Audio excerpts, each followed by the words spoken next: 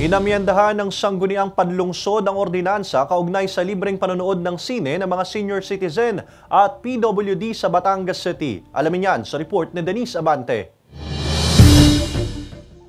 Sumisimple raw sa panonood ng sine noong kanyang kabataan ang 64 anyos na si Mang Ruben. Sa halagang 25 pesos daw kasi noon, makakapanood ka na ng action movies at may libre pa raw popcorn. Pero sa paglipas ng panahon, ang 25 pesos na bayad sa tiket sa sinihan, higit pa sa triple ang itinaas. Kaya ang katulad niyang senior citizen na, may mga bagay na mas uunahin pa gaya ng mga maintenance na gamot bago ang panonood ng sine. Pero nito lamang Lunes, aprobado na ang inamyendahang ordinansa ng Sangguniang Panlungsod na nagbibigay ng pribilehiyo sa mga senior citizens at mga PWD na makapanood ng libre sa mga sinihan. Maganda yun.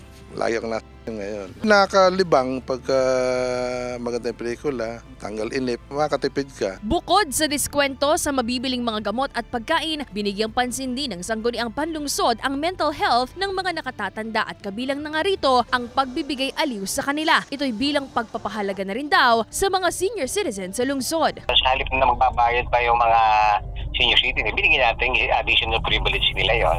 Kita naman natin ng mga senior citizen, kapag hindi mo binigyan sila ng ibang outlet, medyo nanghihina katawan, kung ano-ano napasok sa isip, i-boost natin yung kanilang moral at isa pa, matulungan natin yung kanilang pag-iisip ay lalo nang tumalas. Laking tuwa naman ni Aling Maria na libre na siyang makakapagsine dahil mahilig daw talaga siyang manood. Sa inip na raw kasi sa bukid, gugustuhin din naman daw niyang maglibang minsan. Manunood pagka may kasama ko, pag wala lang di ko kaya. Nakakatuwa naman. Masaya ako. Pagka ako'y gayon, nakakahikap-hikap. Masaya naman ako. Nakapaloob sa inamyendahang ordinansa na maaaring ma-avail ang libreng sine isang beses sa isang linggo sa first at second screening tuwing Miyerkules at Huwebes. Kailangan lamang ipakita ang Senior Citizen ID mula sa OSCA kasama ang purchase booklet at ID mula sa Persons with Disability Affairs Office para naman sa mga PWD. Magugunitang nag-renew na rin ng Memorandum of Agreement ang Sangguniang Panlungsod at isang mall para dito. Ang pamahalaang lungsod na ang magbabayad sa naturang tiket ng mga senior citizen na manonood ng sine. Kasama si J. Arman Hares, Denise Abante, Balitang Southern Tagalog.